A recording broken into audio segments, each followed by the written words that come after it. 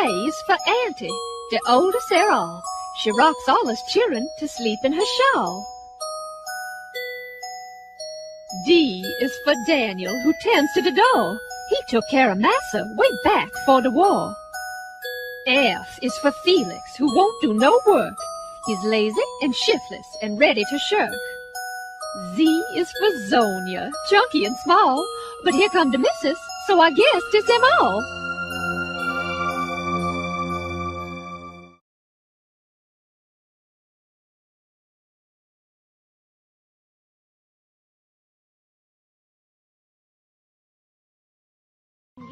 Que con mis amigos te platicaré. Trin, trin, trin, trin, tirin, tirin. Toda la aventura del memín. Anda, acompáñame, ven a leer. Anda, escúchame. Trin, trin, trin, trin, tirin, tirin. En el te lo cuento del memín. En el te lo cuento del memín. Bienvenidos al mundo de Memín Pinguín. Aprenderás a leer conmigo, a seguir la historieta y sabrás cuándo cambiar de página al escuchar este silbido. Empecemos Anda, escúchame. Trin, trin, trin, trin, tirin, tirin. En el te lo cuento del memín. En el te lo cuento del memín. No me gusta.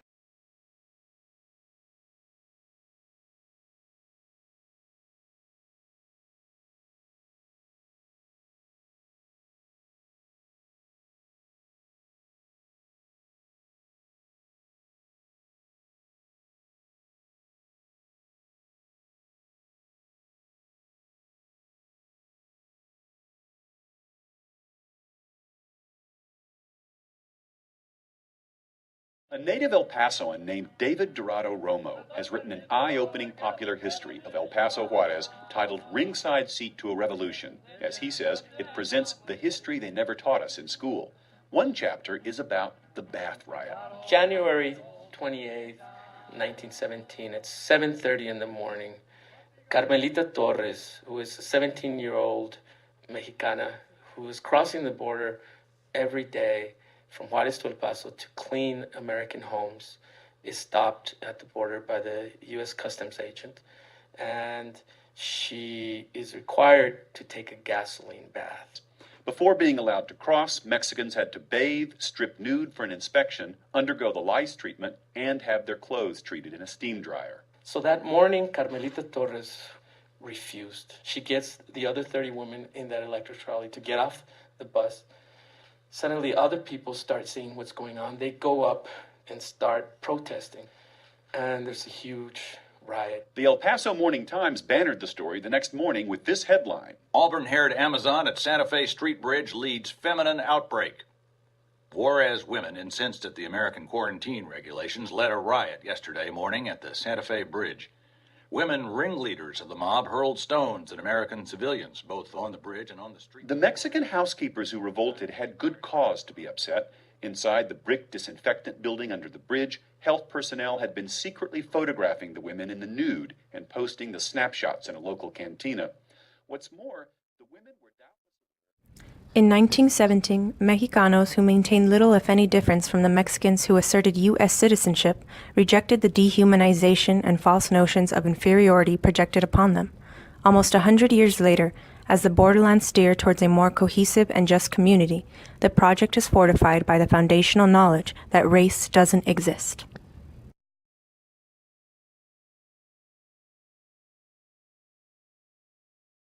The court took up the case of Bagat Singh Thind, a South Asian immigrant and U.S. Army veteran who petitioned for citizenship on the grounds that Indians were of the Aryan or Caucasian race, and therefore white. And he makes the scientific argument, having learned something actually from the Ozawa case, that he is Caucasian. He gets scientific authority to speak on his behalf, that in fact South Asians are included in the Caucasian race. So here the court was in a bind because they were presented with so-called scientific evidence that Indians were Caucasian. And the court solved this problem by saying that it didn't matter what science said, so-called science. They actually said white is not something that can be scientifically determined, but white is something that is subjectively understood by who they call the common person, the common man.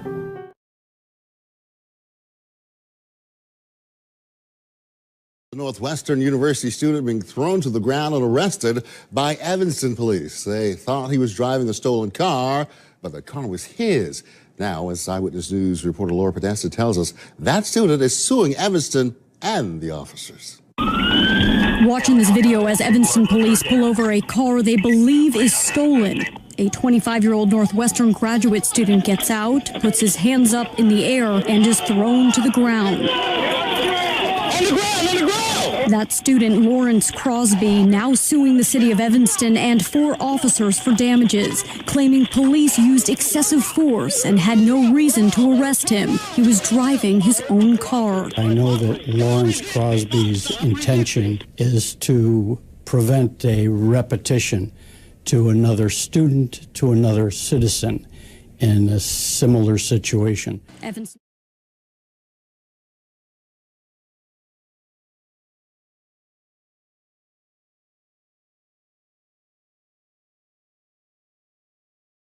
Are Hispanic people white? Well, that depends on who you're talking to.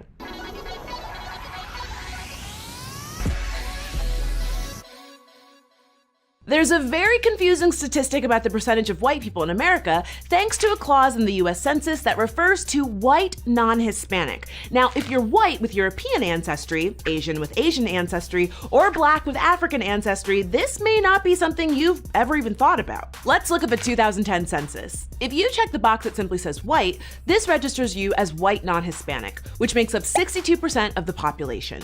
But together, white Hispanics and Latinos are 77% of the population. Now, if that seems like a quick way to boost the number of white people living in this country, that's because it kind of is. And if that also seems really confusing, that's because it is. So if you ever hear anyone say, "This is America and 77% of it is white," whether they know it or not, they are in fact including a very large number of people who identify as Hispanic or Latino. If you look at the 2010 census application again, the difficulty is that Hispanic is not considered a race. The census asks you to choose your Hispanic, Latino, or Spanish origin, then choose your race between the 6 categories offered. Not only is this a hell of a shock when you consider that over 55 million US citizens are Hispanic, but I guess the some other race category is supposed to be a passive-aggressive catch-all for their beautifully diverse culture? And even that option doesn't really work. According to the US Census Bureau, most people who mark some other race are often counted as white. So if Hispanic isn't a race, then what is it? Well, before we get to that, we actually have to settle another important thing. What's the difference between Hispanic and Latino? So I'm gonna enlist some help from my friend, Kat Lasso. Thanks for having me, Francesca. So it may get a little confusing if this is your first time hearing this, so I'll try to keep it as simple as I can. Hispanic refers to people of Spanish-speaking origin. It means you have a family history in a Spanish-speaking country. This means you have origins in these countries, including Spain. But notice how Brazil isn't included in the map? Well, that's because they don't primarily speak Spanish. They speak Portuguese. Which brings us to Latino, or Latinx if you want to be gender inclusive, which you should be. Latinx refers to having origins in Latin America, which is basically the countries in North and South America that are geographically south of the United States, including most of the Caribbean. And unlike Hispanic, Latinx excludes much of Latin America's colonizer, Spain. So, one more time, Hispanic refers to language and Latinx focuses on geographic location. But whichever term you use, neither of them actually refer to racial identity.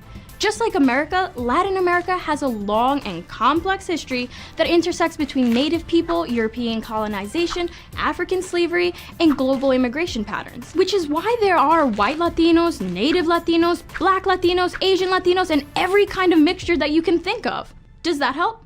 Yeah, that does help. But I think part of the problem we're dealing with here is the broader confusion between ethnicity and race. As we've covered, race is not biologically real. It's basically an ever-shifting categorization that sometimes includes ethnicity and sometimes doesn't. But when it comes to ethnicity, there are legitimate differences between groups of people that aren't based on external characteristics. And yes, ethnicity can get fuzzy, but there are cultural practices you can associate with it, like language, cultural values, and traditions. Which is why if an Argentinian couple adopts a baby from China, that baby will most likely grow up speaking Spanish and rooting for Lionel Messi. The simple answer? race doesn't exist, but ethnicity does. Exactly. The reason this gets so confusing when we're talking about Latinx in America is that there's a broad ethnic Latinx identity that has a complex history with lots of different racial groups living together. Latinx isn't a race, but we're definitely racialized as a people, which is confusing, and I'm the one who said it. The US and Latin American media has done a great job at constructing an image of what Latinx look like, and that image is rarely black or fully indigenous, for example. We, like the rest of the world, have internalized these messages of white supremacy through the media and through our education. So it's no wonder that when Latinx here in the US are confronted with deciding their race based on the census, in a predominantly black and white binary society, many of us default to white. I personally identify as a mixed race Latina with indigenous ancestry, but that's just me. There are a multitude of ways that Latinx choose to identify racially, but it's up to us to unlearn much of what we've been taught about race and demand better and more accurate forms of representation. Damn! There has to be a better way to talk about this. Well, there is a better way. The census is planning to make changes in 2020 in one huge way. They're going to stop using the word race altogether. Hispanic, Latino, and Spanish origin will be a category like everything else, with no qualifiers. That means people will now check the categories that best describe them. This will not only give us a better idea of how many people identify as Hispanic or Latino, but could also give us a better idea of multiracial and multi-ethnic numbers. So to return to the original question, are Hispanic or Latino people white? Well, some are and some aren't. But to quote the 2013 Census Bureau report, race and ethnicity are not quantifiable values. Rather, identity is a complex mix of one's family and social environment, historical or socio-political constructs, personal experience, context, and many other immeasurable factors. Surprisingly woke coming from the census. Special thanks to my friend Kat Lasso. Tell us where we can find you online. You can check out my work at Me Too or my personal channel, The Cat's Meow. We'll put links in the description box. Thanks so much for watching. We'll see you next time right here on Decoded.